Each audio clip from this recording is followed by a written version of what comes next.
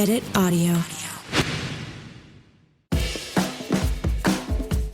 Hello, everyone. I'm Robin Hopkins, and this is Well Adjusting, where I talk to people about life stuff, but not in an NPR way.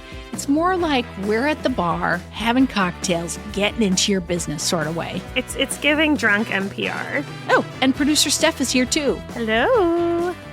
Today we chat, well, addiction, relationships, and healing. Hello, friends, and happy Pride, y'all. Woo-woo. I was going to do like a bear. I know, I'm sorry. Over the next few weeks, we've got episodes with Julia Scotti, who talks about dating as an older trans woman and trying to love yourself. She's a stand-up comic who's hilarious. You're going to love it.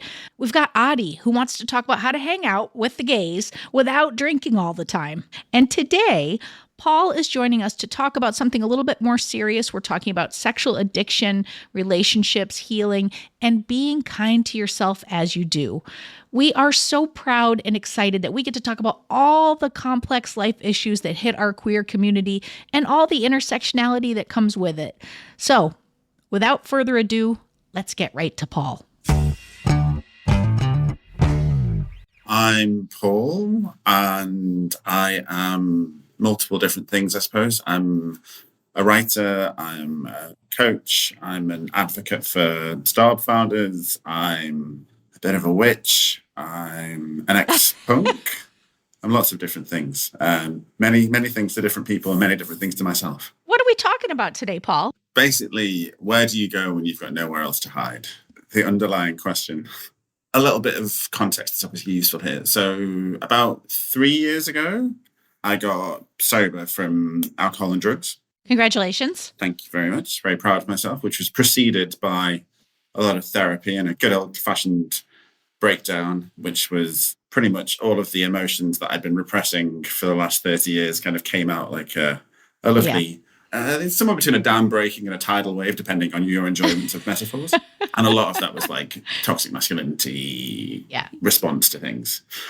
And since then, instead of just being like, I'm sober now, and I have all this good behavior ahead of me, I have been channeling my addictive self into other places, namely casual, anonymous, and destructive sex. Okay. Yeah. So when I say, where do you go when there's nowhere else to hide? Very, very recently, I've come to understand this about myself. And it's quite confronting because it's a bit like, oh, it's like multiple O's of realization. That's like the most perfect explanation of just growth, of personal growth. Like it just keeps going. So I've been in and out of 12-step rooms for food more than anything. I'm really familiar with the program. So you're in a program, or did you do it by yourself, or? That's a good question. So for the alcohol and the drugs, I did that myself, cold turkey, and that has been fine. No relapse, no nothing, which was, I'm not going to say it was easy, but it wasn't hard at the same time. Whereas I am now fully immersed in the SAA world. So Sex Addicts Anonymous, which I have my own misgivings about because I don't really believe in a higher power. And I also, after having plenty of therapy, almost like polar opposite ends of understanding when it comes to like therapeutic work, I'm interrogating both to try and see what fits and suits me. But as I start to like understand myself a little bit more, I'm just realizing how little bin fire I am with all of this. There's plenty of us out here who realize that we're a hot mess and that the building's on fire and we're working on it. And then I feel like in some ways I go back and forth on thinking, I think I might be better off for knowing that because it puts me in the present and it puts me working on it versus the people who are just actively shoving down everything, every feeling, everything, and just acting as if nothing's happening. But you're kind of unpacking all this. What's your experience around that? I've kind of got the literature and I'm kind of starting to digest it and understand the lingo, all that kind of stuff, understanding my outer circle, my middle circle, my inner circle, all that kind of stuff, which feels like the most confusing stuff when you first get there. I've been to a couple of different meetings in a couple of different places. I guess this is going out in Pride Month, and I think it's important. I'm queer, I'm an AMAB person, I'm non-binary, I've, a giant sort of 6'2" masculine presenting person. And, I'm in a long-term relationship. I've been with my partner for 15 years and we are not open.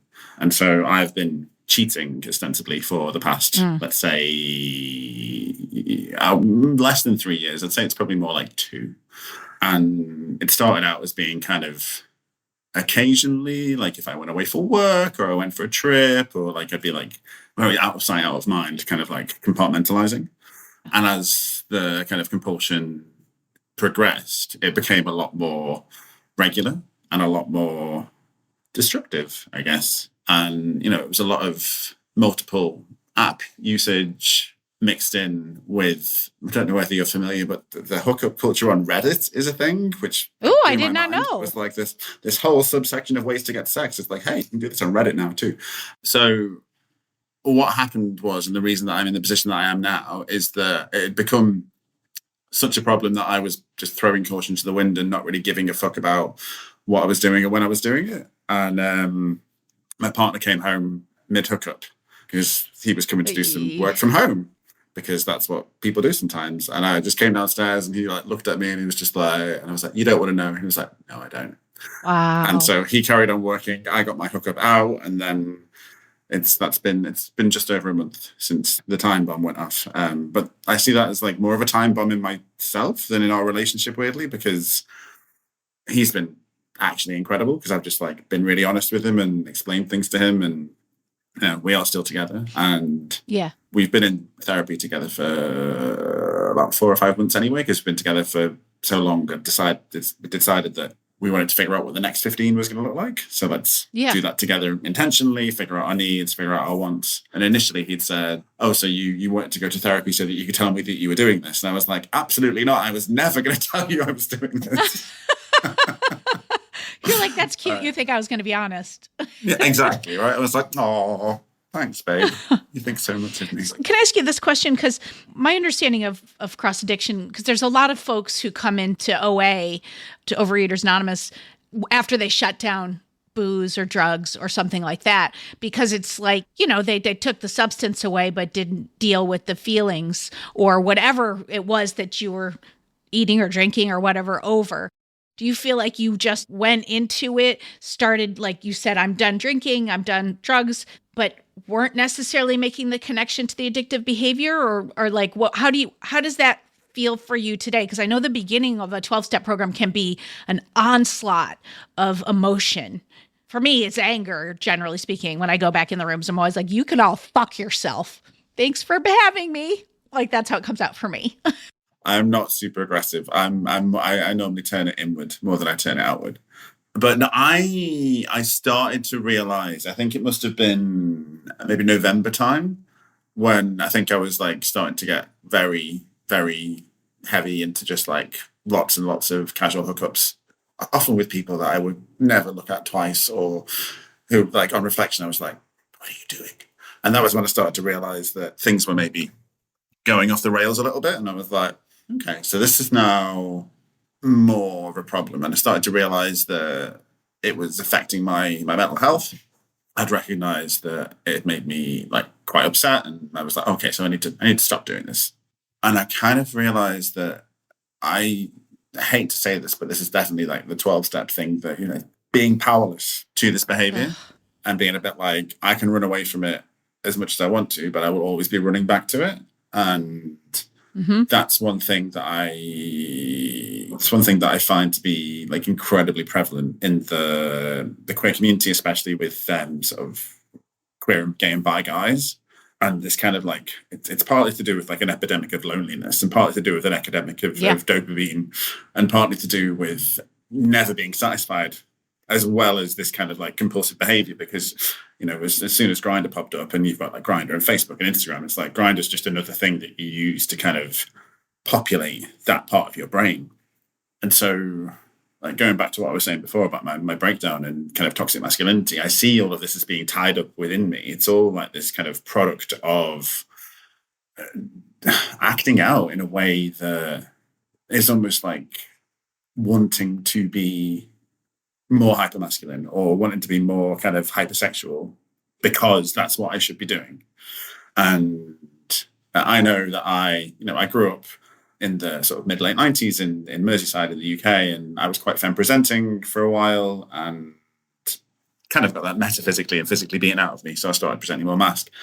And what has kind of come out of this understanding as well is just a bit like I was kind of cosplaying mask, and this was kind of part of my cosplay. So all of this kind of casual sex and all of this kind of like presenting as this person was also kind of like denying my own real identity in a way, if that makes sense.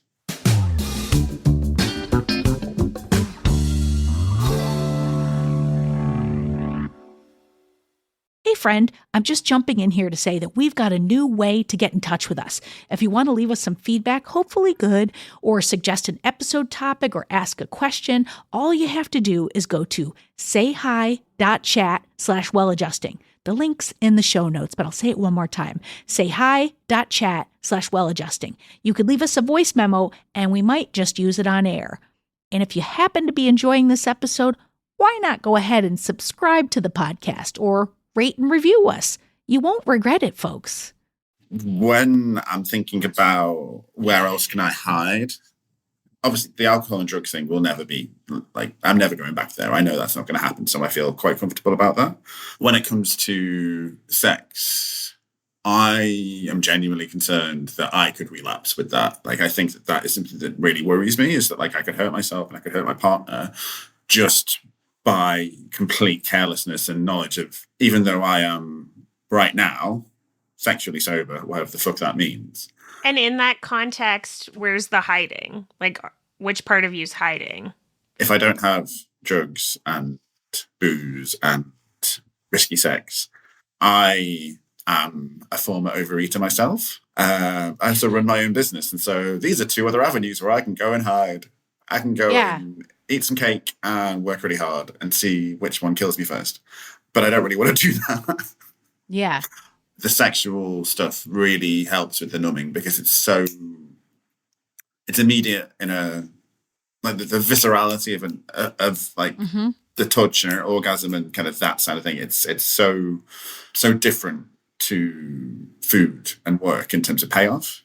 So it's numbing. It's very much numbing. And so, but I know myself well enough that if I am able to, have a healthy sexual relationship with myself and potentially my partner, then I will have to really, really significantly consider how I'm numbing or why I'm numbing.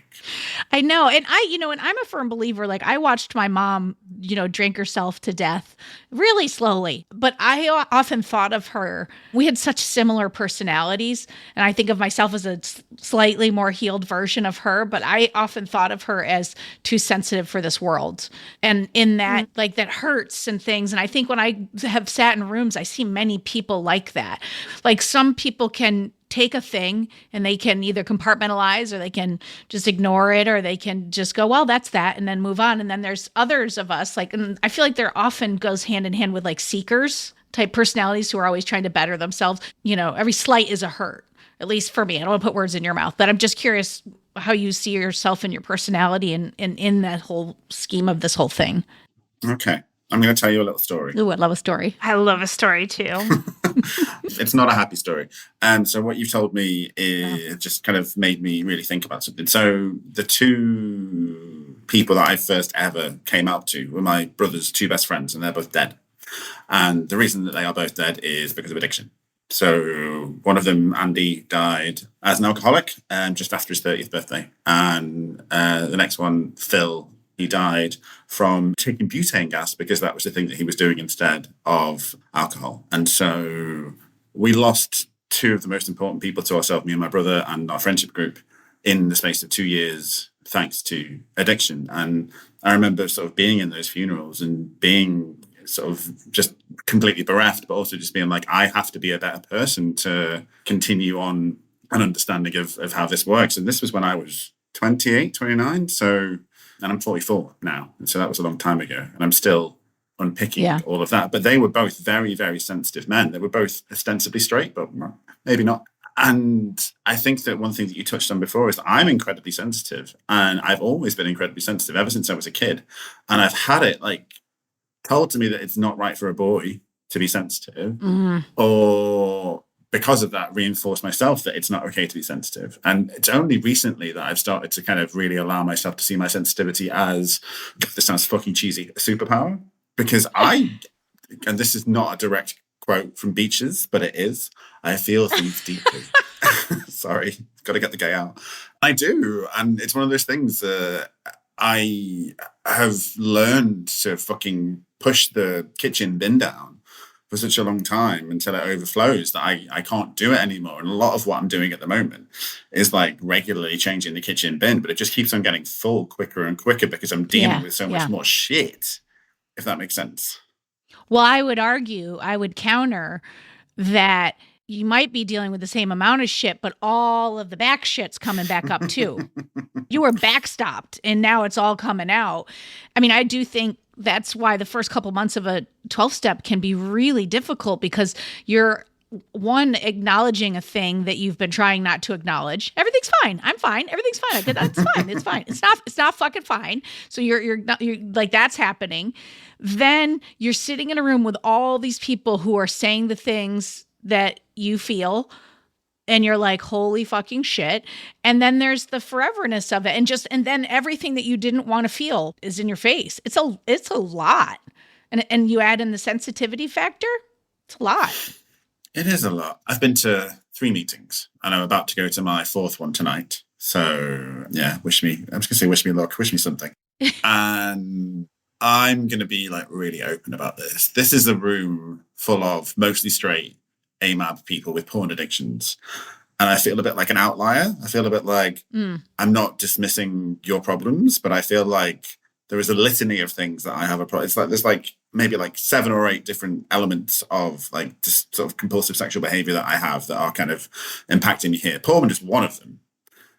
You know, porn is like a flavoring into all this shit. Well, and it's so interesting when you're queer. I feel like you have a fully different set of options. I don't even know if I want to call them options, but like, we have like 40 different hookup apps. So it's just like, I do feel like you are a bit, I hope you're acknowledging and they're acknowledging that you're dealing with a bit of a different landscape or something than the straights. I feel like whenever I go to a meeting, I'm not there to be understood. I'm there to like expunge. It's not, when I say expressing feels quite gentle. Expunging is like, you know, getting a zit. Like throwing up, like that. Yeah, exactly. and a lot of it is also just fucking learning and like remembering compassion and remembering empathy and all the things that I don't give myself, I need to give to other people. Therefore, I can give it to myself. It's interesting because like when I bemoan the fact that it's mainly straight men who are struggling with their porn addiction, I feel maybe disconnected from them, partly because I have very few male friends. Like I'm mainly friends with like AFAB people exclusively. I would say bar maybe 3 people in my life, and I have a big friendship group. And so being in that room is actually really confronting for me as well. So it has like an element of like I have to be really careful not to numb or push things down when I'm there, because there's almost like an aroma of toxic masculinity in the room that I need to not get high on. Not to mention to the fact there's quite a lot of attractive men there. And so it's just a bit like, so you're all sex addict. That's interesting. Let's get Even coffee. though they like explicitly say, if you get a sponsor, they have to be someone that you're not sexually attracted to. And I was just like, well, that limits a lot.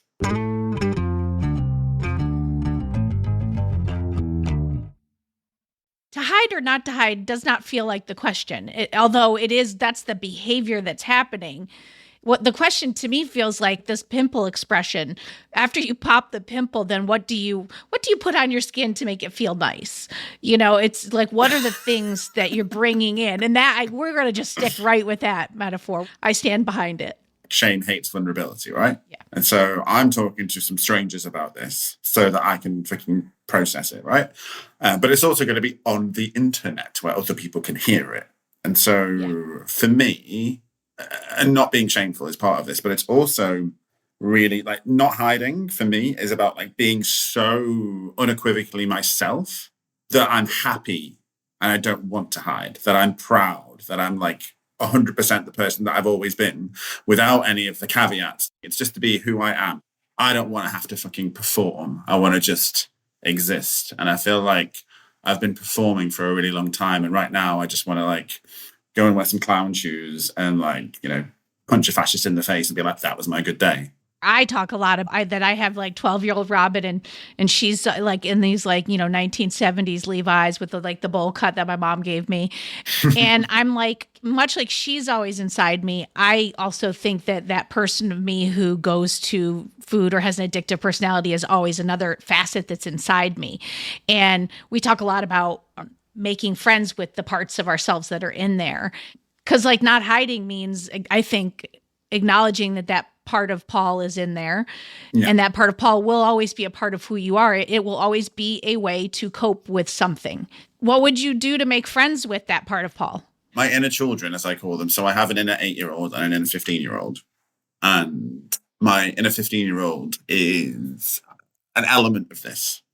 Because my inner 15-year-old was chubby, felt ugly, felt undesirable, also was like struggling with gender identity and, didn't really fit in lots and lots of different ways and was taking quite a lot of drugs. And so that part of me feeds this sexual addiction in ways that I still don't quite understand, because a lot of those parts of teenage Paul still feed into that. Like that need for validation, that need for other people's desire or other people's attention so that I can be worthy is a big part of this. So one of the things that I know that I'm going to have to do is, there might be some TMI here, but you're just going to have to deal with it. So one of the things that I have explored in the last 5 weeks is like, how do I have sex with myself without it being problematic? Right? Which means no fucking with people that are my partner, not that my partner's planning on having sex with me anytime soon. No porn, no erotica, no fantasy. And so basically it's about masturbation in kind of like a self-love element. Yeah. And I was listening to, I can't remember what it's called, but my friend recommended it to me. It's a Sex Witch podcast about self-love. And they were just talking about like how they use masturbation in spell work and how they're just like, oh, well, when I'm about to orgasm, I think about the thing that I really want. I was just like, oh, this is interesting. This is a completely different approach to what I was thinking about. And so kind of coming back to what I'm trying to say is that if I'm going to, be friends with 15-year-old Paul and sex addict Paul, then I also need to love exactly who I am and who they are in a way that isn't bound in conditional fantasy or dopamine addiction. It's completely based in the person that I am. And that's where this kind of conundrum really lies, is self-love, self-compassion, self-desire, all that kind of stuff, which I know sounds like bordering on narcissism, but I think that it's not about like reflective love, if that makes sense. It's about internal love. Yeah. 100% makes sense. And I think that's why so many people are, when they go to a 12-step, they think they're getting, either like a diet plan or whatever. And it's like, you're not getting any of that shit. What you're getting is people being like, what did you hate about yourself? You're getting yourself thrown back. Exactly. And then sitting with it. And then what's the next right action I can take? And it's like, when you bring up the dopamine thing, I was getting the image of like a DNA, how they're like wrapped around each other. Like these two things like are intertwined, this idea of loving all pieces of ourselves. And then the thing that we picked up to get away from the feeling of not loving those pieces of ourselves. And those become like tree branches that grew together. And it is incredibly difficult because I think it can be such an automated thing. And especially like you're talking about an addiction of a thing that you are still going to do. Like booze and drugs, you could just stop it. Food, sex, you're going to need those things and want those things. And then it's like, well, what is an abstinent version of that? It gets real confusing right fast. Also, that's what I was going to say when you said that you were like trying to have sex with yourself in a way that is positive. My first thought was, oh my God, like you're such a like bold and like awesome person that you're able to like approach that already. Cause I feel like myself, I would just be like, I'm not touching anyone or anything and everything is off limit. Like I would black and white it so quickly, but it's like you're already facing your demons and figuring out ways to like do it in a way that's healthy. And I just think that's like very hard and also like really cool and beautiful because it is something you need. Like you need like touch and sex, whatever that looks like to you. So to be able to define that so early on in this process is already going to be like, you know, a bajillion times beneficial to you. So I think that's really cool. And I hope you see that. Thank you. I am going to take that without adding any kind of buts. You're welcome. There we go. No buts.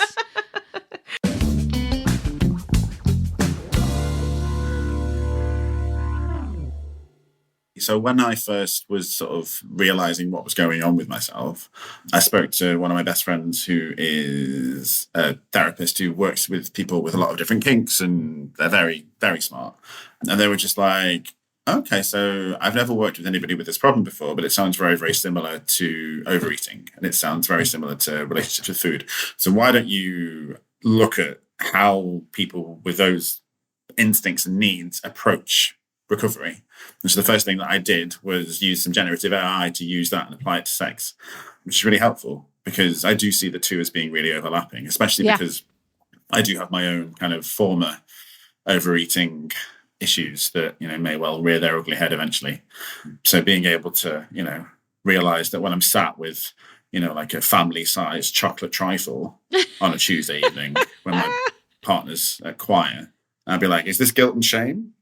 Is this a trifle? That was going to be my next question to you because, like, full disclosure, I started a GLP-1 in October, and one of the most surprising things that came from it was it quieted the conversation in my head. I did not expect it, and I feel, dare I say, almost normal in this area now. And like, you would have to pry that fucking GLP-1 out of my cold dead hands like that. Like I was like, oh, I don't actually want to finish that. And like, 9/11 happened and I made a tray of baked ziti. Like there was never a time where I wasn't food planning. But the reason I bring that all up is I wonder, like, over this whole journey for me of recognizing I've got this issue and knowing when I've got a handle on it, when I don't have a handle on it. Now I have this new experience of voices being quieter in my head. So I'm starting to maybe look at when I'm in it and when I'm not in it. And I'm wondering, do you know yet? Are you able to go, oh, that was compulsive? Oh, of course. Oh, yeah. I'm conscious that, like, those cravings, shall we call them, usually only last for 90 seconds, right? But, you know, 90 seconds can happen again and again and again and again and again. It doesn't need to have like these big old gaps between them.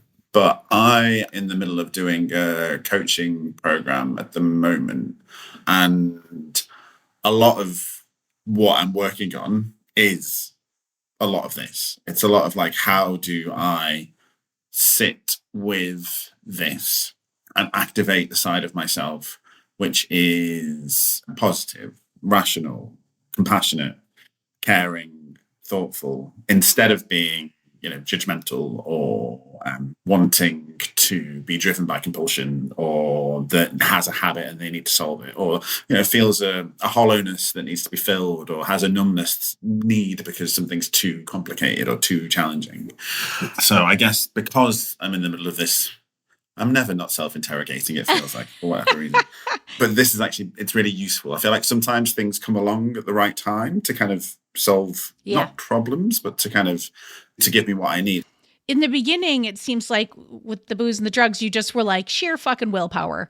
You were like just every like strong queer in the world. You were like, I've been through worse. I've got this. And you just did it. And that's great, but it didn't handle all of the triggers and the things that had 15-year-old Paul being like, woo. So it was like, then the universe was like, nope, so we're going to give it to you again. And then but you're like in the middle of it and you're doing all of the things. You're like, okay, I can't do this on my own. So you've added in support and help. What I'm seeing and what I'm hearing and what's so lovely and makes me so happy for you, even though I know that you are in the middle of shit, is that like you do have all the tools and you are doing it and you are in this process. And these are the people who recover. Hopefully, yes. But there's like a caveat to this. So I put a lot of pressure on myself. And that's the problem that I have, is that nothing's ever good enough and I will never be good enough. And until I do that self-worth work, I'm going to keep on pushing. And I'm also incredibly impatient. And so all of these different things, I'm just like, I worry that this impatience and this past received knowledge, whether it's true or not, that I'm not good enough, that is what will tilt or knock the pedestal so I fall off. Well, I'm going to say two things. One is that Steph and I are sitting here smiling at you while you're saying a very hard thing, and it's because we see you, we are you, we're with you. Like you could have just been describing Steph or myself. So it's so like you're not alone, and that's I think good because I need to see people make it. That helps me. But I also want to say, yeah, sometimes the pedestal is going to tilt. You said it. We are humans, and it's fucking hard. Like it's just how quickly can we recover?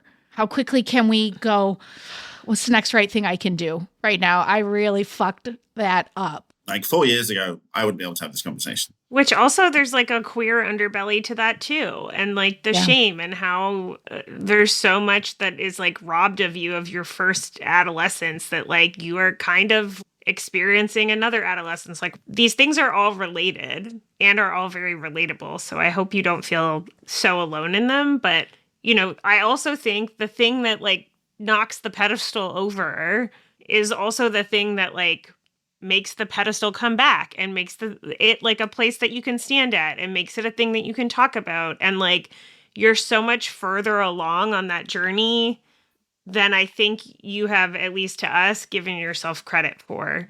And normally we like give homework in these. And I just have been like sitting here the whole time being like, you're doing the most. Great. And like, you have been dealt a shit hand. Like you're starting off with a hard hand and you're still doing the most. And like, that is really beautiful. And I'm sure your partner sees that in you. I'm sure like anyone who knows you sees that in you because I've sat with you for 45 minutes and I'm like, wow, you're really doing the most. I'm not in any way against homework. I want you to do my sticky notes thing because as we're talking, like I love a sticky note and I put them on my stupid mirror and they're on my computer monitor right now. And like, I'm sure you'll relate to both of these. One of them says, if I'm too to I'm not doing anything well, which is a reminder for me to try to slow the fuck down. And then my other is just like a mantra. It's my mantra from when I was like a kid, and I still say it because it's all of the things that I still worry about. So I have a before bed mantra that I do, which is I am loved, I am safe, I've done nothing wrong, I make mistakes, but I am not a mistake. That's beautiful. That's beautiful. So beautiful. I want to write that. I'm going to take that one. All I want from you is today, at some point today, is to, I don't know if it's a walk or if it's like listening to music, but you're doing something that's frivolous with the intention of celebrating yourself. It could be take a bath. It could be dancing. It could be, I don't care what it is, but something. Can I tell you that I've already done that a couple of times today? Yes! Yay! See, you're doing all the things. So basically, I'm going to say appease my inner 8-year-old. I try to dance at least once to twice a day to something ridiculous. I love that. In order to make him happy because he was all about the dancing. You already did the homework before we even assigned it. You know, I think you just need to release the shame and know you're doing good work. Remind yourself it's not linear. It's going to take all the time it takes. And you're going to fall and then you're going to get back up. I think about it like riding a bicycle. Like when you very first learn how to balance, it's very fucking hard to get. And then you get it and you're like, oh, I have it. And then you fall. I just want to say thank you for coming on talking with us. This was like such an incredible conversation. And, you know, I'm so proud of you. I just met you and I'm so proud of you. It's like, I think you're doing great work. And you are on a quest to not hide. You have all the answers. This is very, very kind and feels very validating. And if this can like help or support or kind of enlighten for anybody else, I feel like as queer people, it makes it much more challenging to navigate the world, especially when it comes to sex, because there's so many expectations. There's so many kind of received wisdoms and kind of like cultural norms that we don't have to accept and aren't helpful. So I think that if anybody listening is struggling with this shit, then yeah, delete the apps and just like love yourself.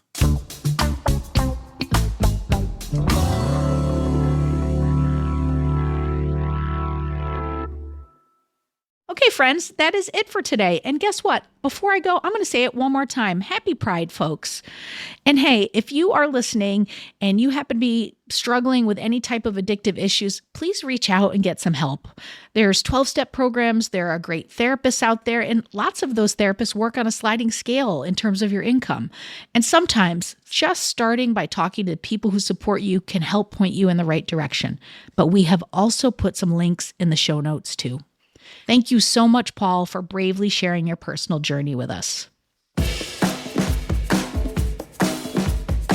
For more Robin, and you may need that, you probably don't need it, but like if you do, you can follow me at Real Rob Hops on all the platforms, all the socials, as the kids today say. Well Adjusting is an Edit Audio original series. It's exec produced by Steph Colburn and Robin Hopkins. Our producer is Maria Passingham, and our production manager is Kathleen Speckert. This episode was edited by Oliver Grandis. Thank you to the entire Edit Audio team and to you for listening. Oh, hey, before you take out those AirPods, this show is just for entertainment. If you are in need of help, please, please, please reach out to a professional. Go ahead and get that help. You deserve it.